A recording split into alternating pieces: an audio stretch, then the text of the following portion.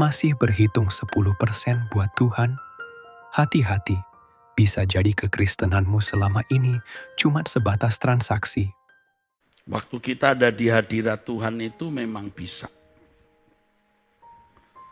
Tetapi pada waktu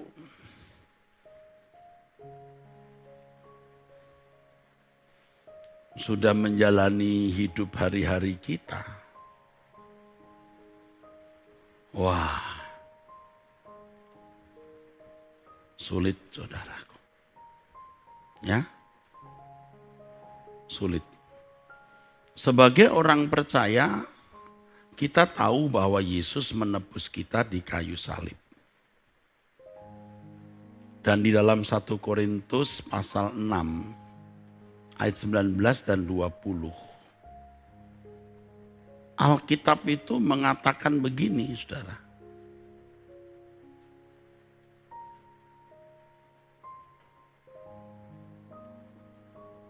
Bahwa kamu bukan milik kamu sendiri. Karena kamu telah ditebus, dibeli dengan harga yang lunas dibayar. Jelas sekali loh. Kamu bukan milik kamu sendiri, jadi kamu tidak berhak memiliki dirimu sendiri.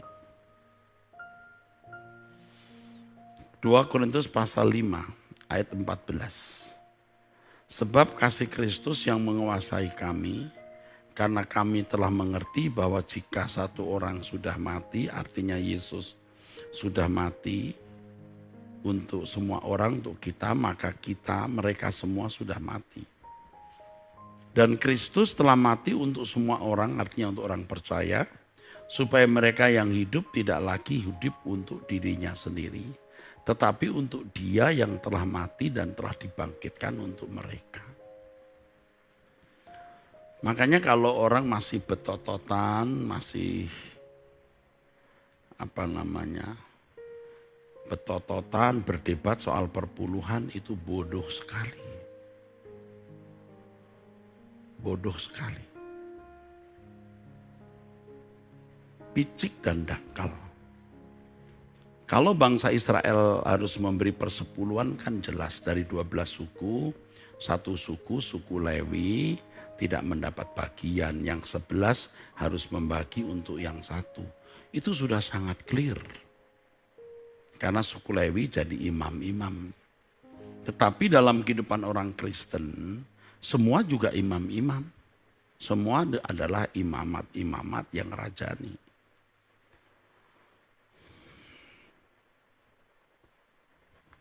Jadi saudara, bukan berapa persen yang kita harus berikan untuk pekerjaan Tuhan.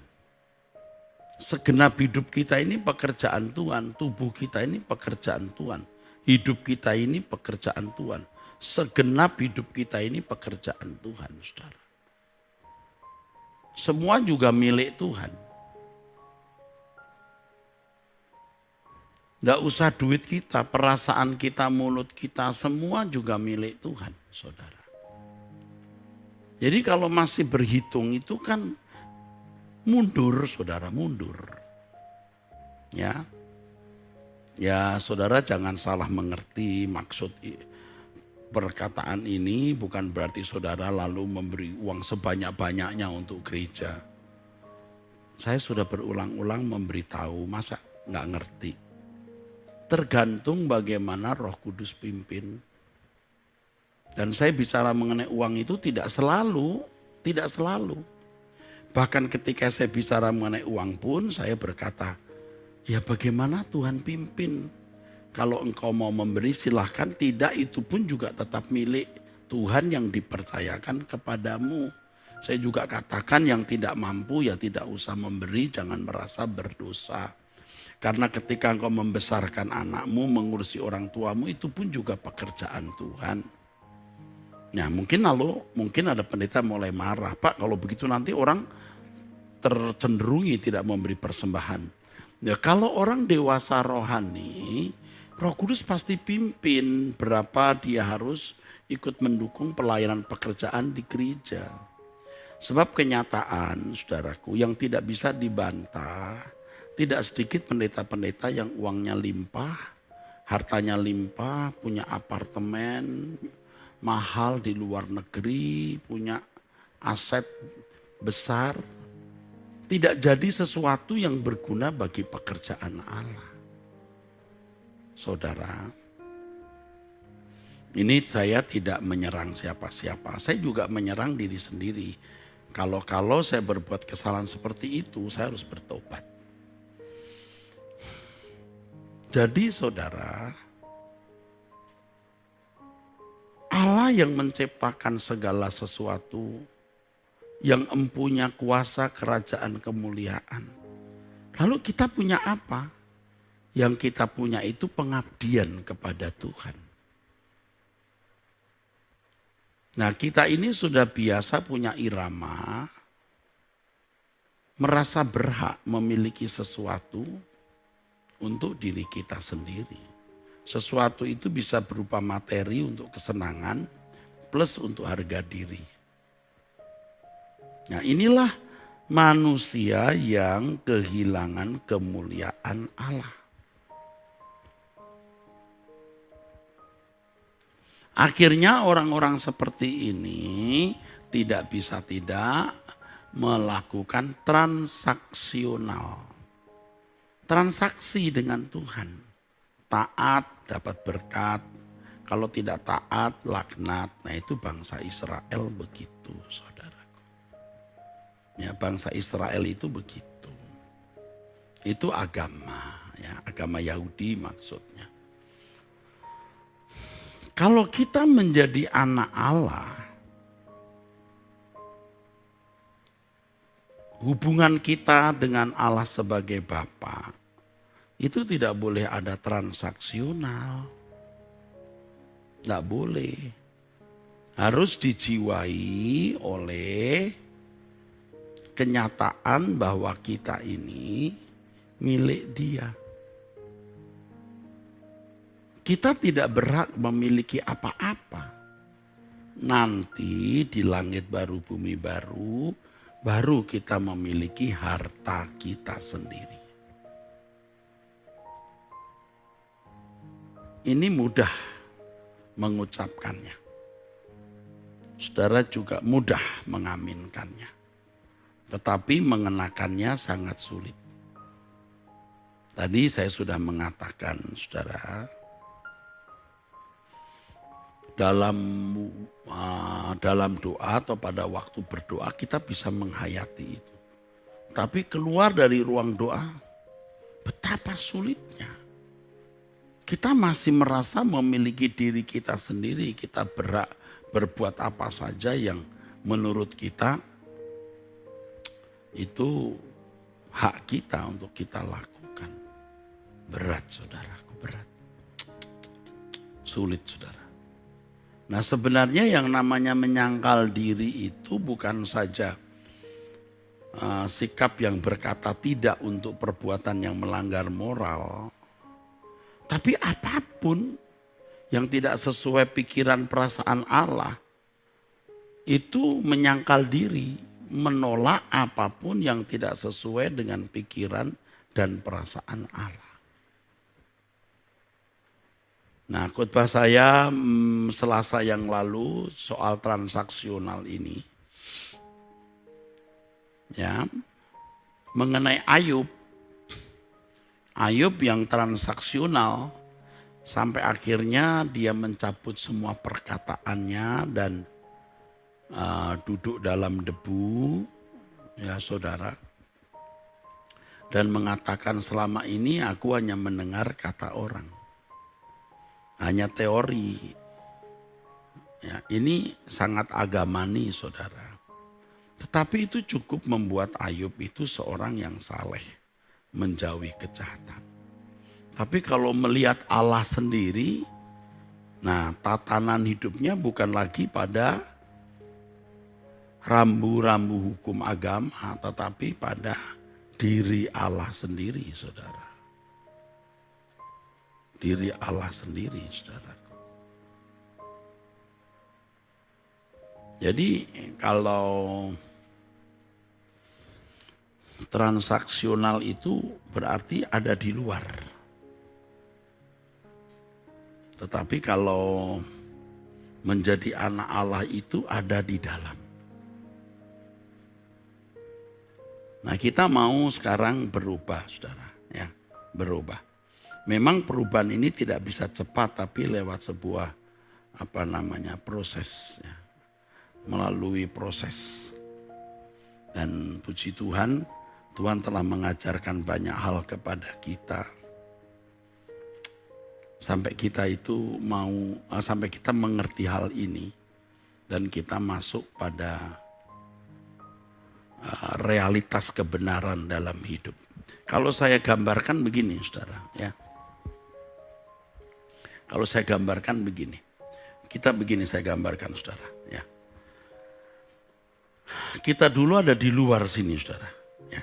Kita ada di luar. Ini Allah, ini wilayah Allah. Ini kita di sini. Aku. Ini bisa transaksional.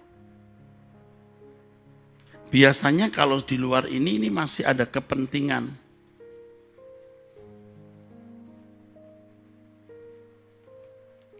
Kepentingan sendiri.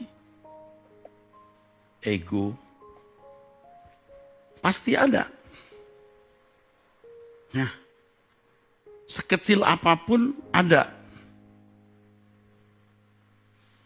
Nah, bertahun-tahun kita itu begini. Tapi kita merasa kita sedang melayani Tuhan. Jadi pendeta, ini ekstrimnya ya. Jadi pelayan jemaat, itu katanya. Tapi kita masih punya kepentingan sendiri, ego, di mana kita merasa punya hak. Entah hak dihargai, hak diupahin, hak menikmati dunia dan hidup ini sebagaimana wajarnya manusia lain. Ya, saudara.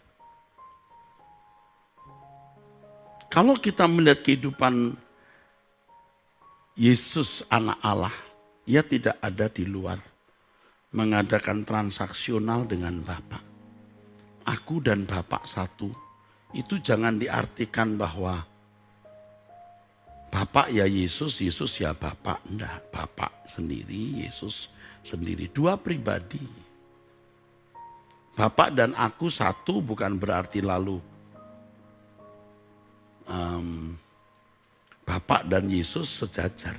Tidak ada kata sejajarnya di situ. Nah, ini yang jadi persoalan yang hari ini heboh.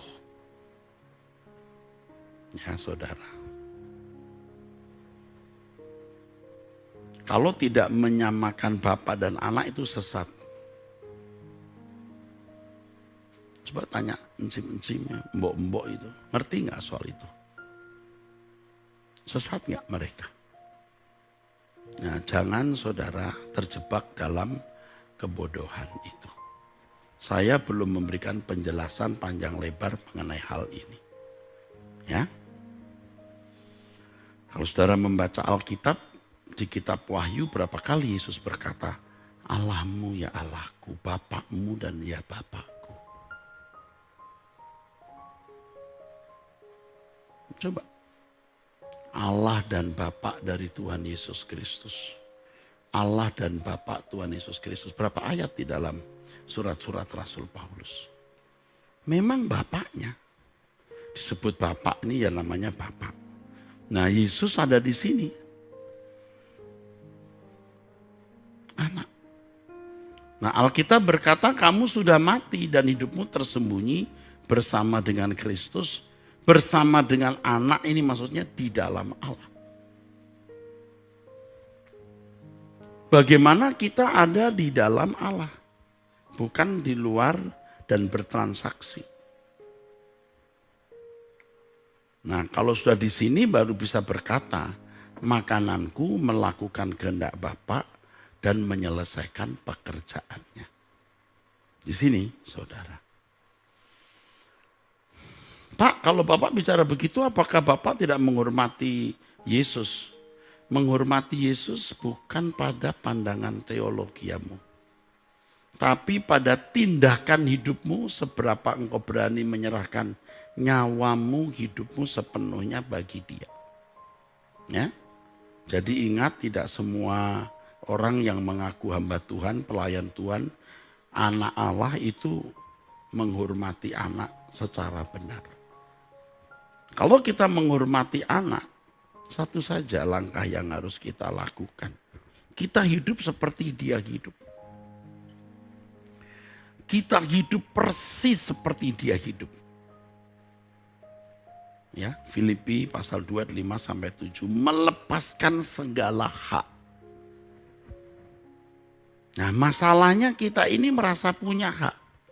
Secara teori kita tahu, secara praktek tidak. Contoh begini. Kita diserang orang.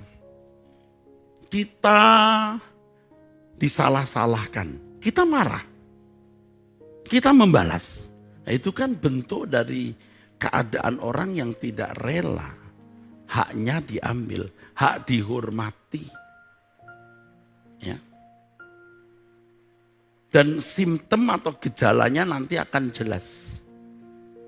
Orang yang masih memiliki kedaulatannya sendiri. Nah, betapa sulitnya menjelaskan soal transaksional ini, saya sudah katakan minggu lalu. Tapi sekarang saya tetap jelaskan. Ya. Walaupun Ayub saleh, jujur, menjauhi kejahatan, tetapi dalam hubungan dengan Allah masih transaksional dan Ayub masih memiliki kedaulatan. Jadi kalau aku taat, Tuhan memagari dengan malaikat-malaikatnya, itu betul. Itu hukum pengertian tatanan keyakinan dan agama. Pada umumnya juga keyakinan dan agama yang dipeluk oleh Ayub beserta sahabat-sahabatnya. Makanya ketika Ayub dalam kondisi terpuruk itu, baca ya di kitab Ayub. Teman-temannya semua berkata, tidak mungkin kamu tidak punya salah Ayub. Allah tidak mungkin memperlakukan kamu seperti ini tanpa kamu bersalah. Memangnya Allah itu buta? Wah saudara, ini kelas orang beragama yang masih transaksional. Ayub sendiri juga stres. Tadi saya katakan minggu lalu sampai dia mengutuki hari lahirnya. Stres juga, kenapa aku sudah menjaga hidupku tak bersalah. Ini seperti Mazmur pasal 73 yang juga telah kita pelajari minggu lalu. Ya sudah tidak hidup fasik, hidup taat pun juga kena tulah dan hukum tiap pagi. Nah, sekarang kita mendapat pelajaran yang sangat berharga. Jangan transaksional dengan Allah. Kita harus ada di dalam Allah.